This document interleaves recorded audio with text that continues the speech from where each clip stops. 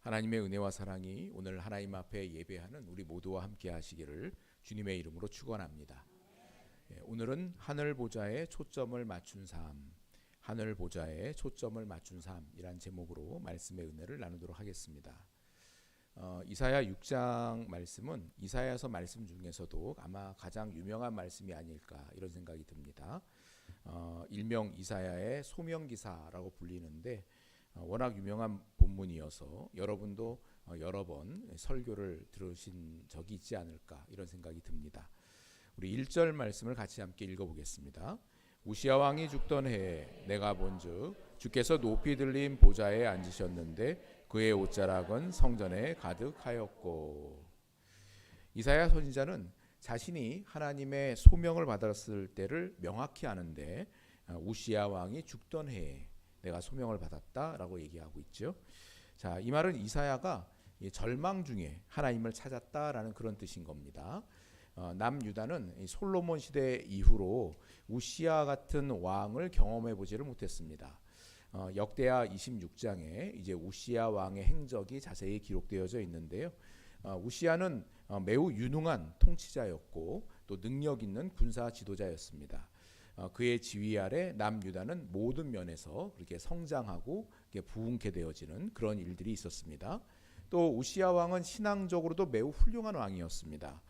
그래서 하나님께서 그가 하는 모든 일, 그가 계획하는 모든 일들에 복을 주셔서 남유다가 새롭게 되는 그런 역사가 있었는데 그가 많은 축복을 누리게 되면서 그의 말년에 교만해집니다. 그래서 하나님의 전에서 분향을 제사장들이 해야 되는데 이 우시야 왕이 교만해져서 스스로 자신이 하나님 앞에 분향을 하다가 하나님의 진노를 사서 한센병을 얻게 돼서 한직으로 뒤로 아들에게 왕자를 물려주고 뒤로 물러나게 되고 얼마 지나지 않아서 죽게 되는 그런 일들이 벌어지게 됩니다. 그러니까 우시야 왕을 통해서 이스라엘의 소망을 품었던 이사야. 그러니까 이사야는 우시야 같은 왕이 등극을 했으니 이제 자신이 이제 남유다에서 사역을 할 때에도 하나님 앞에 이렇게 진실하게 사역을 하고자 하는 왕이 세워져 있으니 남유다가 새로워질 수 있을 것이다. 큰 기대를 가지고 이제 우시야 왕과 동역을 했었는데 갑자기 우시야 왕이 이렇게 죽어버린 겁니다. 그러면서 이사야가 크게 낙심을 했습니다. 그는 상한 마음을 안고 성전에 올라가서 기도를 했는데 이때 환상 중에 만군의 하나님을 뵙게 된 겁니다. 자, 우리가 중요하게 여겼던 사랑하는 가족이나 아니면 건강이나 혹은 물질이나 그런 것들을 잃어버리고 나면 이사야처럼 절망 가운데 탄식하게 되는 상황에 처할 수 있습니다. 또 목표를 이루기 위해서 열심히 달려왔는데 그만 그 목표에 도달하지 못하고 낙마할 때 그럴 때 우리는 참 실망을 금하지 않을 수가 없겠지요. 이사야의 이 절망의 순간에 그가 성전을 찾았다라는 것은 우리에게 매우 큰 시사점들을 줍니다. 여러분, 절망의 순간에 여러분들은 어디를 찾아갑니까? 갈 바를 알지 못할 때 여러분은 누구에게 찾아갑니까? 친구를 찾아가서 하소연을 합니까? 다른 사람들에게 자신이 얼마나 지금 불행한 상황 가운데 처해 있는지 이야기하고 동정받기를 원하십니까? 아니면 그것도 아니면 연락을 끊고 그냥 잠적해 버립니까? 그러나 이런 식으로는 문제가 해결되지가 않죠. 막혀있는 길이 활짝 열릴 일도 없습니다. 앞이 막혀있다고 생각될 때 이사야처럼 하나님을 찾아야 할 때인 겁니다.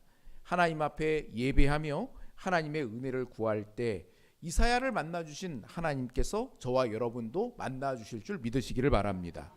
하나님을 만나면 거기에 소망이 생깁니다. 없던 것을 있게 하시는 분이시고 죽음을 돌이켜 생명을 주시는 분이 하나님이시기 때문입니다. 하나님을 만나면 막힌 것이 열리고 뚫립니다. 잊지 마십시오, 여러분. 막혀있다라고 생각할 때 해결점이 분명치 않다라고 낙심하거나 근심이 찾아올 때 하나님을 찾고 예배의 자리를 찾아야 할 때인 겁니다. 출애굽기 3장 1절 말씀을 같이 읽어보겠습니다. 모세가 그의 장인 미디안 제사장 이드로의 양떼를 치더니 그 떼를 광야 서쪽으로 인도하여 하나님의 산 호렙에 이르매.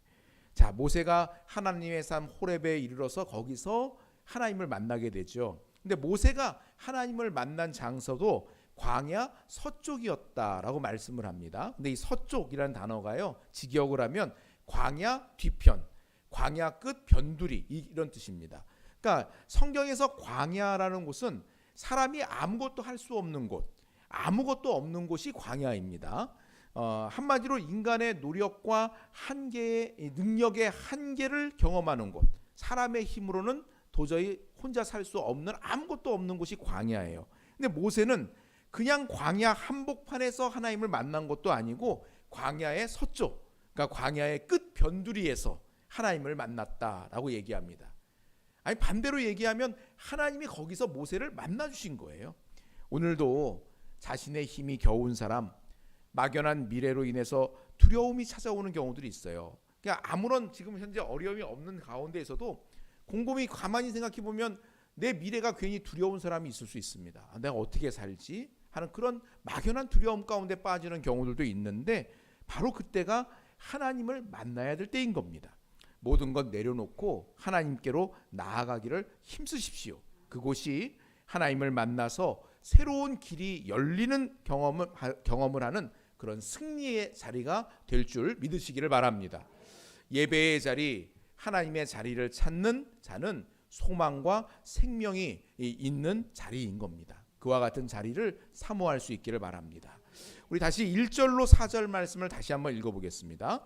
우시야 왕이 죽던 해에 내가 본즉 주께서 높이 들린 보좌에 앉으셨는데 그의 옷자락은 성전에 가득하였고 스랍들이 모시고 섰는데 각기 6날개가 있어 그 둘로는 자기의 얼굴을 가리었고 그 둘로는 자기의 발을 가리었고 그 둘로는 날며 서로 불러 이르되 거룩하다 거룩하다 거룩하다 만군의 여호와여, 그의 영광이 온 땅에 충만하도다 하더라.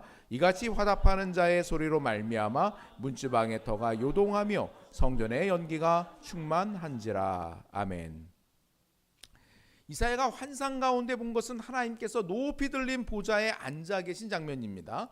하나님의 위용이 어찌나 큰지 하나님의 옷자락만으로도 성전이 가득 찼다, 이렇게 말합니다. 그리고 천상의 존재인 스랍들이 하나님을 모시고 서 있는 모습을 봅니다. 이 스랍은 이게 정확히 얘기하면 우리는 천사 이렇게 생각을 합니다만은, 정확하게 얘기하면 스랍은 천사는 아닌 것 같아요. 그러니까 이게 뱀의 형상을 하고 있는, 얼굴은 사람인데 뱀의 형상을 하고 있다거나 뭐 이런 그와 같은 내용이 그 안에 담겨 있는데, 아무튼 이 동화책 같은 걸 보면 보통 이렇게 천상의 존재는 날개 2개로 이렇게 날잖아요. 그렇죠? 이렇게 나는데 오늘 본문의 스랍은 6개의 날개가 있다 말합니다.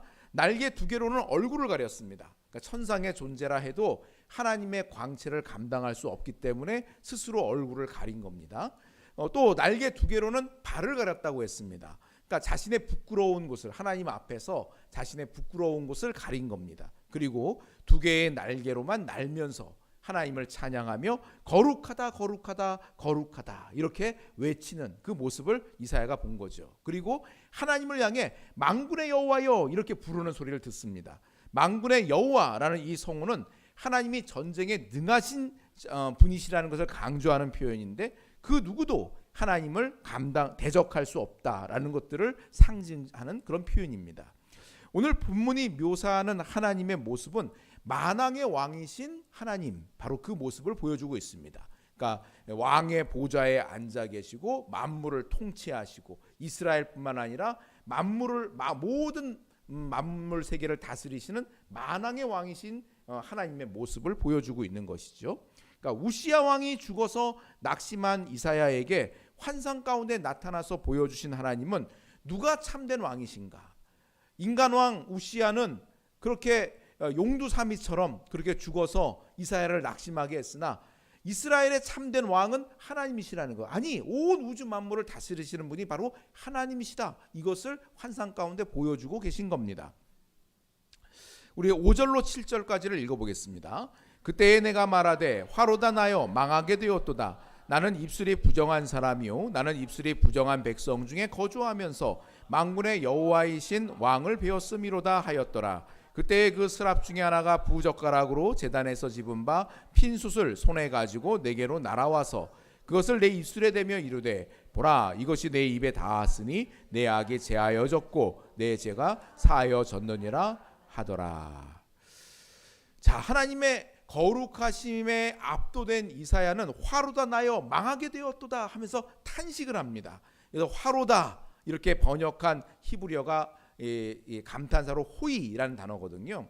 근데 이 화로 이 우리말의 성경에서는 주로 이제 예언서를 읽어보시면 화 있을진저 이렇게 번역을 많이 했어요. 이게 호이라는 감탄사인데 더 이게 정확하게 얘기를 이게 그 뉘앙스를 살려서 얘기를 하면은 아이고라는 뜻이에요. 아이고 하는 그 장례식장에 가면 이제 상주들이 아이고 아이고 하면서 곡하죠. 그겁니다. 예. 그래서 지금 이사야가 하나님의 거룩하심에 압도가 돼서 아이고 나 이제 죽게 생겼구나 하면서 탄식을 하는 걸 볼 수가 있어요. 여러분 하나님의 영광을 보는 자는 하나님의 그 영화로우심에 압도가 되어서 그래서 죽을 수밖에 없는 것이 사실입니다. 그래서 하나님을 보는 자는 죽습니다.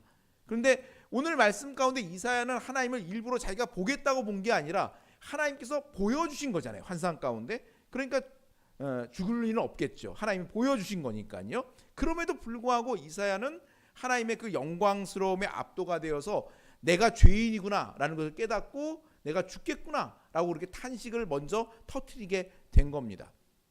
여러분 그 우리가 신앙생활을 이렇게 참되게 자꾸 하면은요 하나님 앞에 점점 가까이 다가가게 되는 거거든요. 그러면 이게 신앙생활의 역설인데 내가 신앙생활을 잘하면 잘할수록 내가 정결해진다고 생각하는 게 아니라 신앙생활을 잘하면 잘할수록 죄가 보여요. 그거는 빛 가운데 가까이 나아갈수록 자신의 흠결이 보이는 것하고 똑같습니다. 좀 이렇게 어두침침한 데 있으면은 얼굴에 뭐 이렇게 잡티나 김이나 이런 것들이 잘 안 보입니다. 지금은 잘 보여요, 여러분. 예. 네. 근데 밝은 데 나가면 어떻습니까? 보이지 않던 흠결들이 보이죠. 예. 하나님 앞에 멀리 떨어져 있을 때는 내가 비교적 신앙생활 잘하는 사람인 것처럼 느껴져요. 아, 난 주일도 지켰고, 예. 내가 봉사도 했고, 그래서 내가 신앙생활 그래도 잘하는 사람이지 이런 생각이 듭니다. 근데 하나님 앞에 가까이 나아가면 나아갈수록 그 영광의 빛 가운데 가까이 나가기 때문에 그럴수록 자꾸만 죄가 아니라고 생각했던 것들이 자꾸만 들춰집니다. 그러면서 아유 몰랐는데 이것도 죄네. 이것도 하나님께서 싫어하실 것 같구나. 이런 게 점점 깨달아집니다. 그래서 신앙생활의 역설은 하나님 앞에 가까이 나아가면 나아갈수록 죄에 대해서 민감해지는 거예요. 죄 짓는 사람들이 어두운 데서 죄 잘 짓잖아요. 그렇죠? 그렇죠? 좀 이렇게 조명도 침침하고 좀 어두워야 그래야 죄 짓기 편하죠. 아주 밝으면 거기서 어떻게 죄를 짓습니까? 부끄러워서 죄를 못 짓잖아요. 똑같은 원리인 겁니다.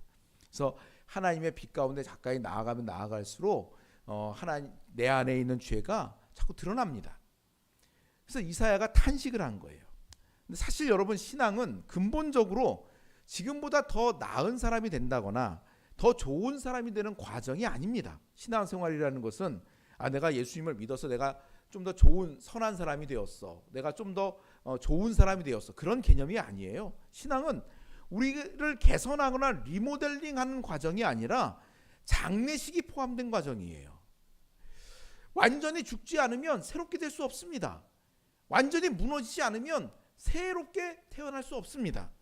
예수님을 믿는다는 것은 우리의 옛 자아는 주님과 함께 십자가에서 죽고 주님과 함께 새 자아로 사는 겁니다. 예수님과 함께 죽고 예수님과 함께 사는 것, 이게 바로 신앙생활인 겁니다. 그래서 우리의 옛 자아가 주님과 함께 십자가에 죽어야 되는, 그게 예수님 믿는다는 의미입니다. 사랑하는 성도 여러분, 예수님을 구주로 영접하셨습니까? 네, 아멘 소리가 이렇게 자신들이 없으실까요? 다시 한번 여쭤볼게요. 여러분 예수님을 구주로 영접하셨습니까?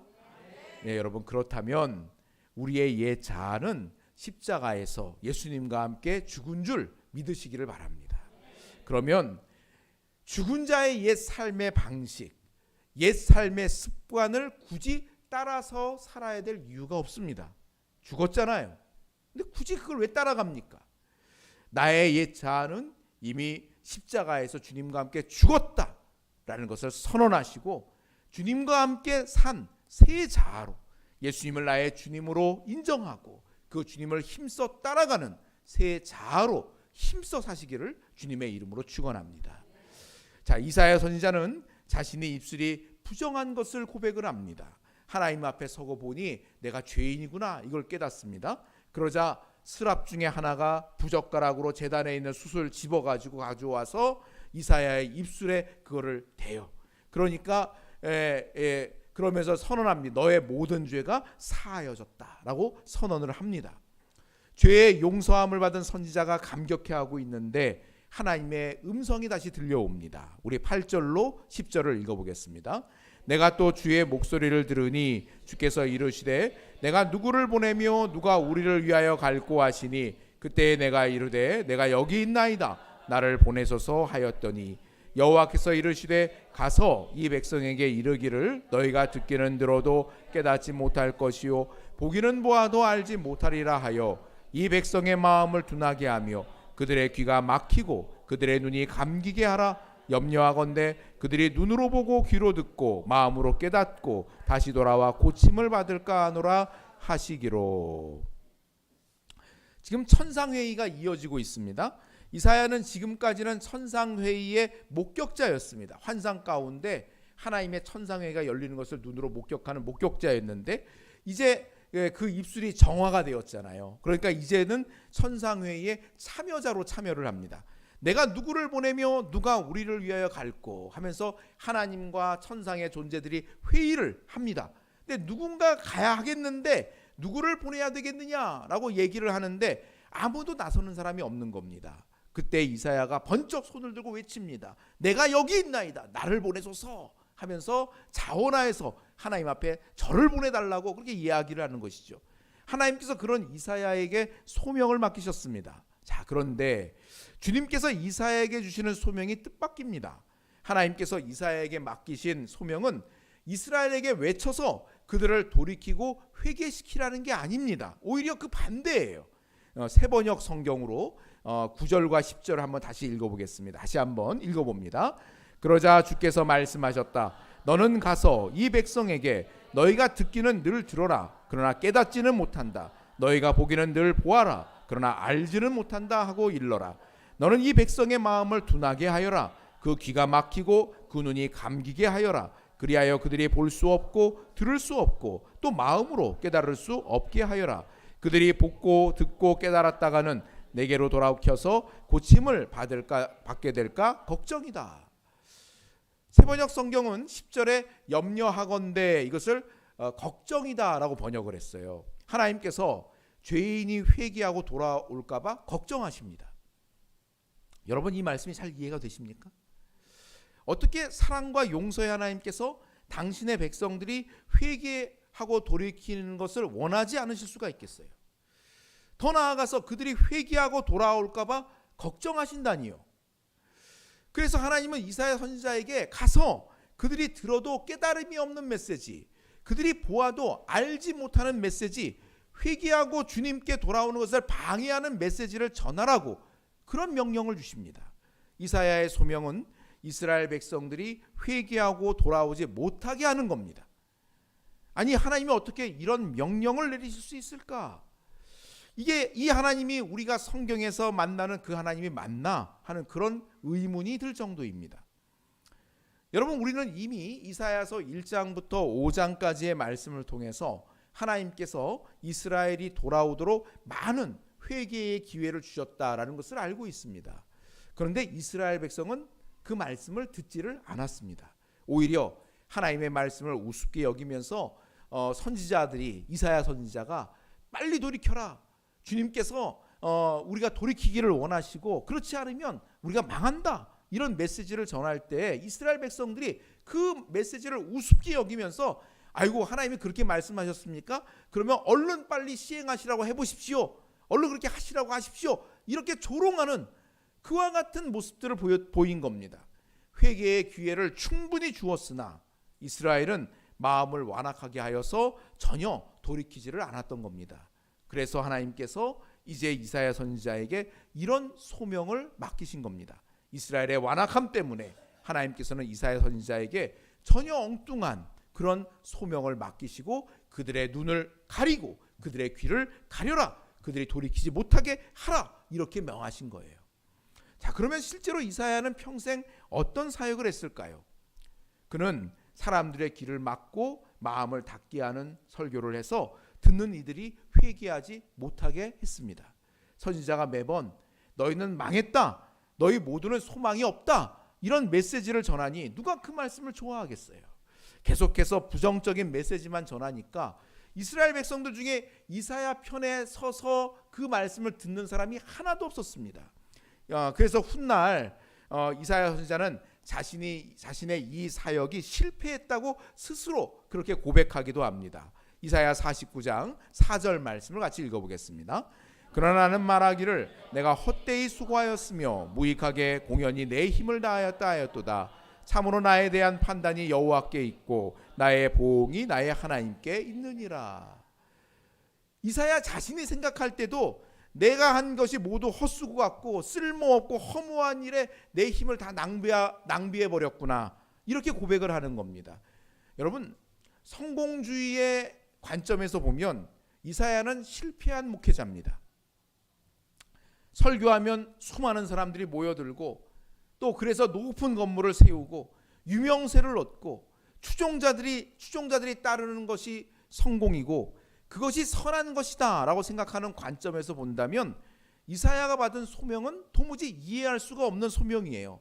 가서 실패하라는 소명입니다. 그런데 하나님의 관점으로 보면 그는 성공한 목회자입니다. 하나님의 유일한 성공 기준은 주님이 주신 소명에 대해서 얼마나 신실하게 그것을 감당했는가, 여기에 성공과 실패의 기준이 있기 때문에 그런 겁니다. 전혀 뜻밖의 소명을 받은 이사야는 엄청난 충격과 함께 떨리는 목소리로 그럼 언제까지 그런 사역을 해야 됩니까? 라고 묻습니다. 우리 11절과 12절을 읽어보겠습니다.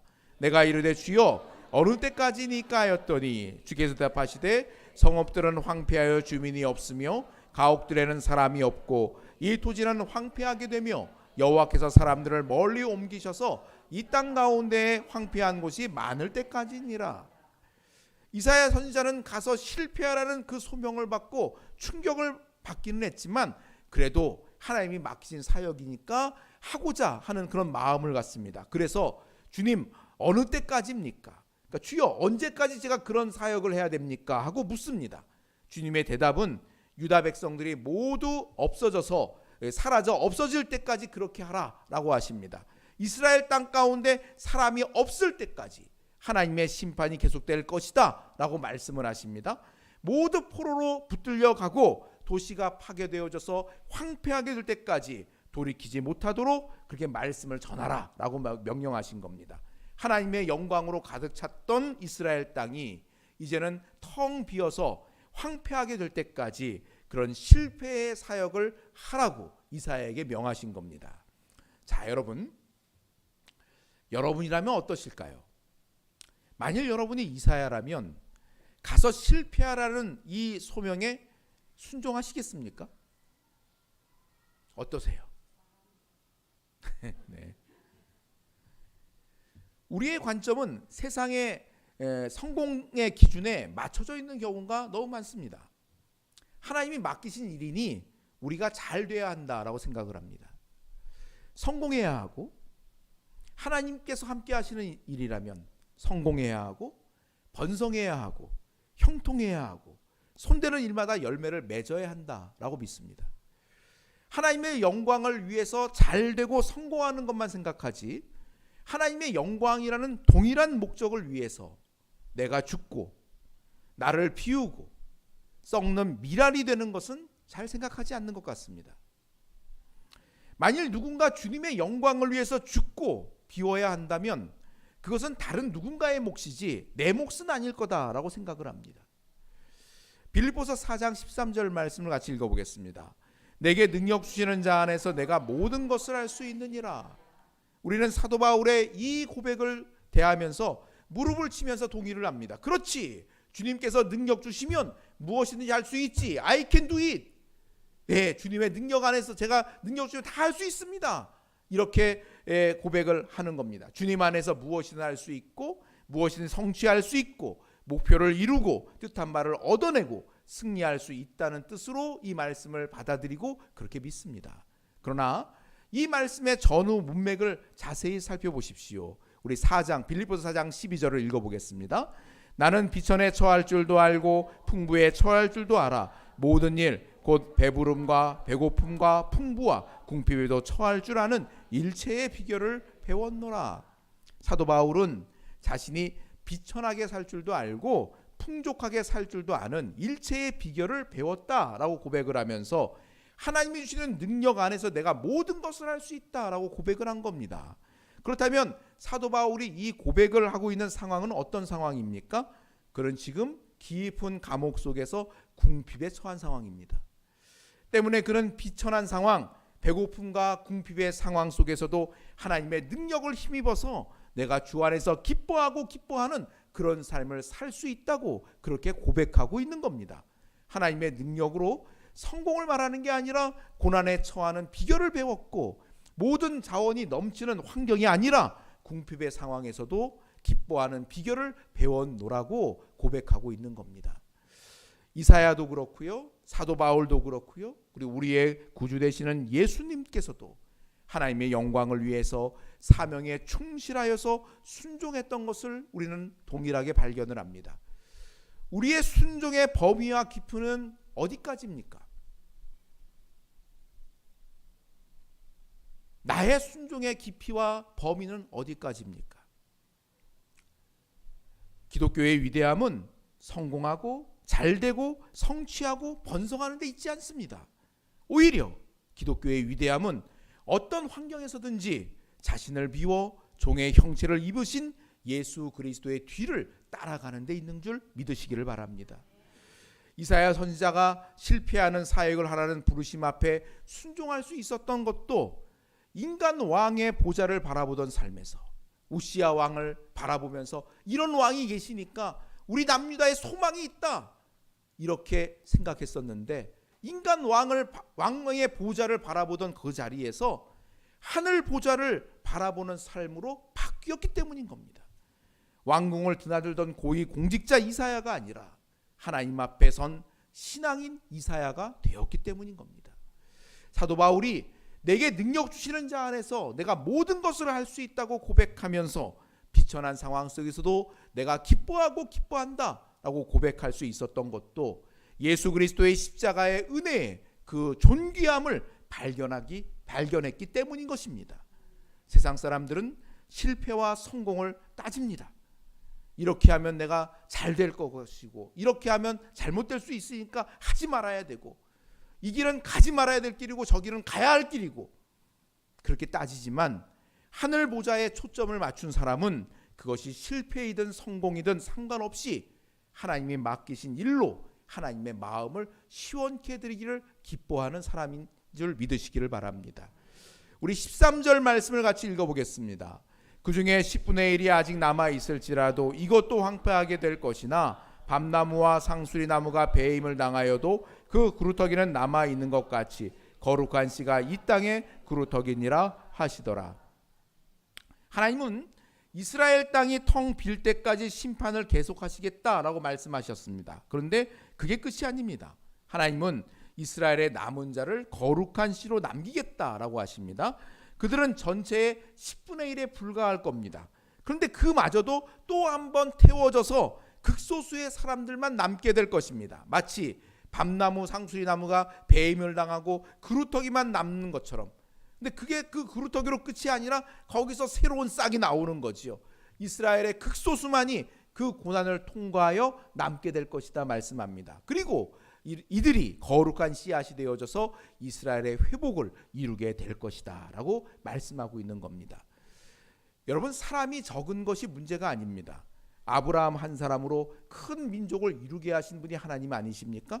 적은 누룩이 반죽 전체를 부풀게 하는 법입니다. 극소수의 사람이라도 하나님은 당신의 뜻을 이루시기에 충분하십니다. 오늘 한국교회 성도 수가 감소한다고 걱정들을 합니다만 사실 그것은 큰 걱정거리가 아닐 수 있습니다. 오히려 우리가 걱정해야 하는 것은 수가 줄어듦에도 불구하고 교회의 세속화가 멈추지 않는 것이 바로 그겁니다. 분명한 사실은 기독교 역사 속에서 고난을 통해서 숫자가 적었던 때가 오히려 교회가 더욱 순전하여졌고 하나님의 영광을 밝히 나타내는 그와 같은 역할들을 하던 때였다는 겁니다. 지난 주일 이사야 1장 말씀을 나누면서 내가 나를 어떻게 보느냐, 다른 사람이 나를 어떻게 보느냐, 그게 중요한 게 아니라 하나님의 관점으로 나 자신을 보는 안목이 열려야 된다고 말씀드렸어요. 하나님이 나를 어떻게 보시느냐, 그게 중요하다고 말씀을 드렸습니다. 여러분, 내 인생의 기준은 무엇입니까? 하늘 보좌에 초점을 맞추고 하나님의 부르심을 따라서 나에게 주어진 자리에서 힘써 그 자리를 지켜가며 주님의 뒤를 따르는 복된 성도들 다 될 수 있기를 주님의 이름으로 축원합니다. 아멘. 기도하겠습니다.